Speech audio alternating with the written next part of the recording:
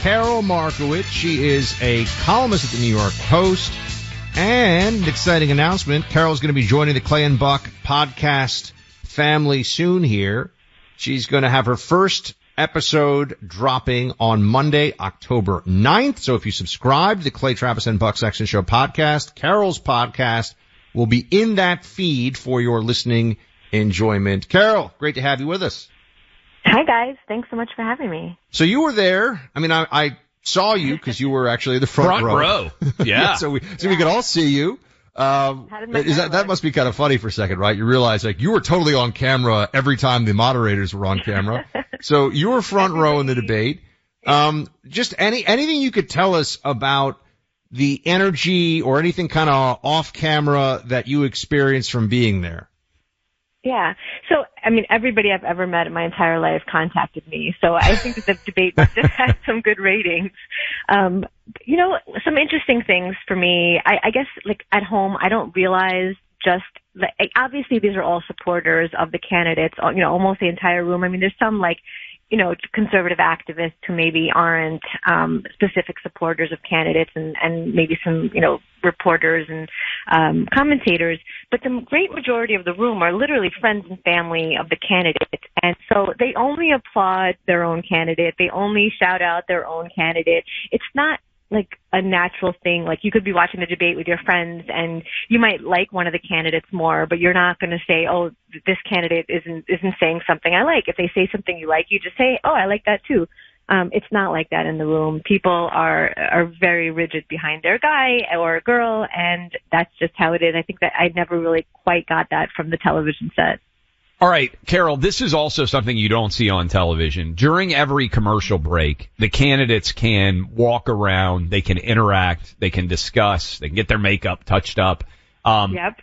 Did you see, and this is not on air, did you see the candidates interact very much? Did there seem to be any good rapport? Did there seem to be any frostiness? Like, how would you assess the commercial breaks as somebody who was actually there on the ground? I'm actually fascinated by this. Because sometimes you can see, oh, these guys are allies. Oh, these guys really hate each other. Right. Did you pick up any body language, anything from the commercial breaks that those of us watching didn't see?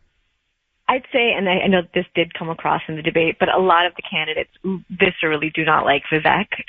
He's very much the odd man out here, where they kind of all know each other. Maybe they like each other. Maybe they, you know, will attack each other, but still not like personally. I thought, for example, Nikki Haley's line that she gets dumber every time she listens to Vivek was kind of over the line. But I saw DeSantis and Vivek have a nice conversation at one point. I think I saw, you know, Christie and Nikki kind of laugh at something together.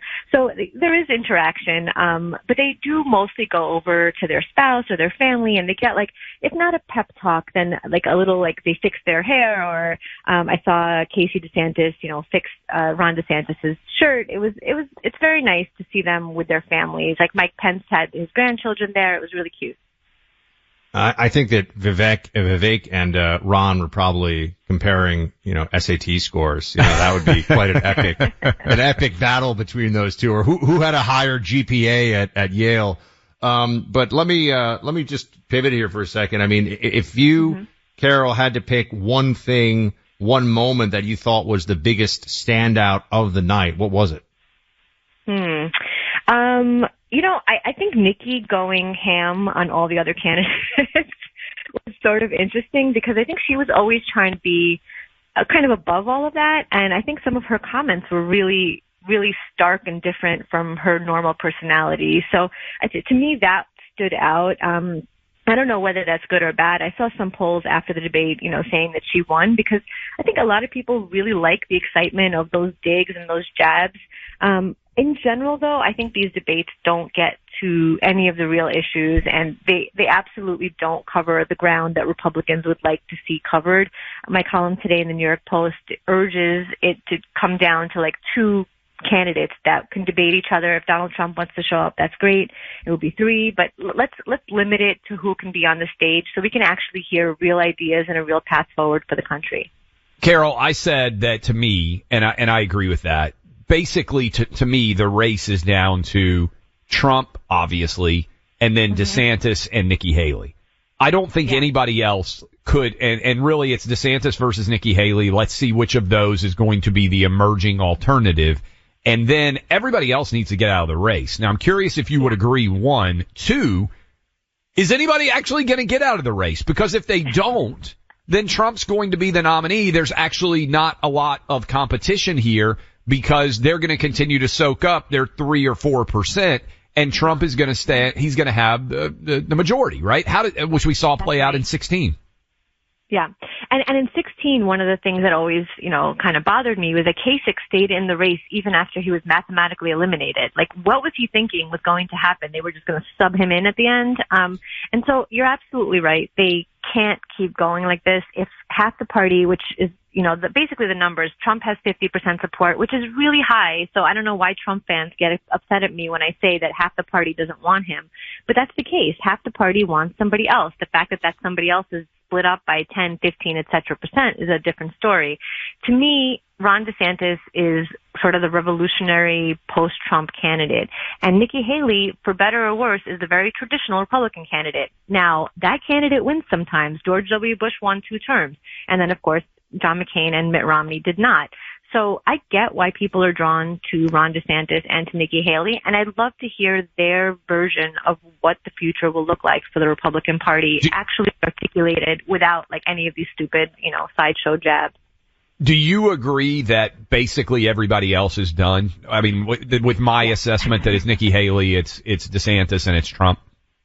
Yes, absolutely. That is absolutely right. And it would be great to have the 3 of them on stage. What are the visions for the future from these 3 people who are splitting up the Republican Party support largely?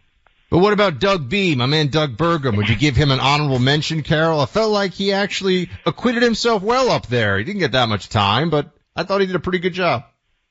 So his family, every time there's like a lull in the debate, they scream out Bergen as if to like remind the that is awesome. That he exists. He said some interesting stuff. I like all of these people mostly.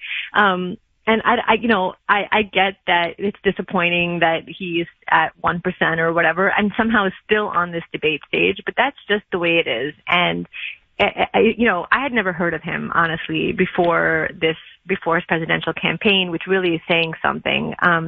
He seems like a nice guy. He's got some good ideas, but his poll numbers, and I know polls aren't everything, but they really are something to get on the debate stage, are so low that I don't see how he should be included in the next one. Okay, so Buck and I just had a discussion, and we're 2 dudes, so we probably, and we're excited to have your podcast alongside of Tudor Dixon. We're 2 dudes, so I don't know that or either of us are particularly adroit at discussing this. You mentioned how aggressive Nikki Haley was, and some people are going to really like that. I described her as metaphorically like walking around with a knife, and you never know who she's going to stab next, right? Like that is pretty good television, right? They always say like if you want to have somebody stick, like have a loaded gun, and at some point it's going to go off on television. Like people watch to see what's going to happen. But when Trump is a jerk, he is able to be a jerk because people are like, okay, that's just how alpha males are. Other guys in debate can get away with that because they're like, okay, that's just kind of masculine energy. That's how dudes are. They fight, they brawl, and people sometimes are attracted to that. Now, sometimes they're repulsed, but I think men have a more lenient standard there. What challenges does Nikki Haley have with that being the aggressor, that being the person walking around with the knife that's different from a woman perspective as you see it? Or is there a difference? Am I wrong in it? Is even that a sexist question to ask? No, not at all. But it's so cute that you guys think that women are less vicious than men. Nikki. I think that's a great point. I think the expectation is for viewers that women are less vicious than men. But yes, that's a great point. Yes. I think Nikki was able to get away with those attacks because she's a woman. I think that there would have been they're barely being mentioned today. I don't think that the fact that she said that to Vivek is even in the conversation today. And I'm still thinking about it. I'm still thinking like, wow, that was really over the line. And it really didn't resonate with me because for all the things that I don't like about Vivek, it's not that he's dumb and it's not that his comments are dumb. I think that she got away with saying some things that a man maybe even wouldn't get away with saying, other than Trump, of course. I've always said, by the way, I need to ask her where she is on the great Biden will or will not be the nominee debate of 2023? Oh, that is a great question. Well, Clay Travis and I have a bet where we're going to be owed each other dinner. If he says that Gavin Newsom will be the nominee, and I say it's going to be Joe Biden or Kamala Harris, right? If something happens to Joe Biden. Okay, you're on Biden-Harris team, which means you agree with the 100%. Buckster, which means that your money is safe, Karol. You can tell your husband that there's not going to be any big outlay on steak purchases because Clay's realizing this window for the Biden switch is getting mighty small. Karol, to get Kamala off the stage. There's just no way to do that. It'll be racist and sexist if they don't. No, it's going to be interesting. I mean, it kind of would be a little racist and sexist. Potentially, yes. Last question for you, Karol, and this is super important. That your Dallas Cowboys just got absolutely wrecked by the Arizona Cardinals, 12.5-point favorite. Has the Markowicz family recovered from the usual letdown from the Dallas Cowboys?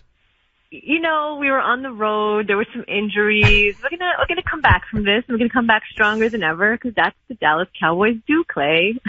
Yeah, it's only been 25 years since you were in a game that matters. But yeah, I'm sure at some point it'll happen. Karol, can you tell us what the name of the podcast is yet, or are you holding that back? It's the Karol Markowicz Show, and you two will be my first guest individually. I'm going to ask some questions you maybe have not been asked before, and I really hope everyone tunes in. Fantastic. Karol Markowicz, everybody, please subscribe to Clay and Buck Podcast. You can hear Karol there, and also check out her columns in the New York Post. Thanks so much, Karol. Thanks so much, guys. She's great. That podcast, Buck, you know this. I mean, we're excited to have her with us. I think you guys are really, really going to enjoy that. Alongside of Tudor, a lot of people listening, millions of you downloading Tudor's podcast now, killing it. I think Karol's podcast is going to do outstanding as well. You can get that by going and subscribing to the Clay Travis Buck Sexton Show. You'll be able to check it out.